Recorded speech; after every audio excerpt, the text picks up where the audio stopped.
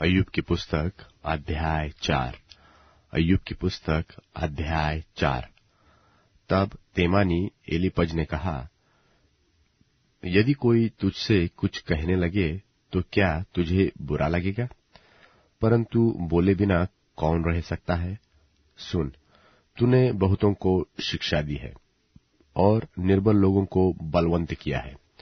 गिरते हुओं को तूने अपनी बातों से संभाल लिया और लड़खड़ाते हुए लोगों को तूने बलवंत किया।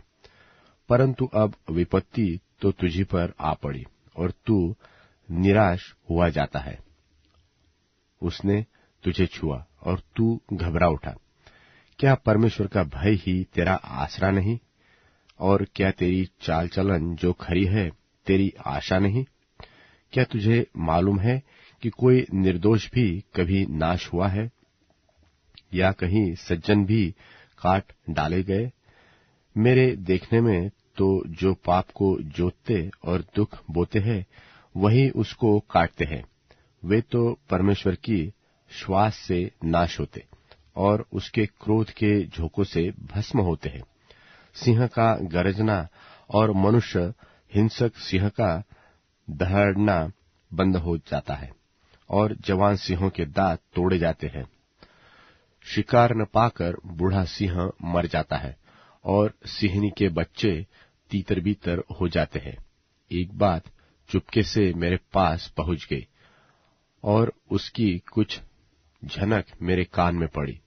रात के सपनों की चिंताओं के बीच जब मनुष्य गहरी निद्रा में रहते हैं, मुझे ऐसी थरथराहट और कपकपी लगी कि मेरी सब हड्डियां तक हिल उठी। तब एक आत्मा मेरे सामने से होकर चली और मेरी देह के रोए खड़े हो गए। वह चुपचाप ठहर गई और मैं उसकी आकृति को पहचान न सका, परंतु मेरी आंखों के सामने कोई रूप था। पहले सन्नाटा छाया रहा, फिर मुझे एक शब्द सुन पड़ा कि क्या नाशवान मनुष्य परमेश्वर से अधिक न्यायी होगा? क्या मनुष्य अपने सृजनहार से अधिक पवित्र हो सकता है? देख, वह अपने सेवकों पर भरोसा नहीं रखता और अपने स्वर्गदूतों को मूर्ख ठहराता है। फिर जो मिट्टी के घरों में रहते हैं और जिनकी नेव मिट्टी में डाली गई है और जो पतंगे की नाई पीस जाते हैं, उनकी क्या गणना? वे भोर से सांझ तक टुकड़े टुकड़े किए जाते हैं। वे सदा के लिए नाश हो जाते हैं और उनका विचार कोई भी नहीं करता। क्या उनके डेरे की डोरी उनके अंदर ही अंदर नहीं कट जाती? वे बिना बुद्धि के ही मर जाते हैं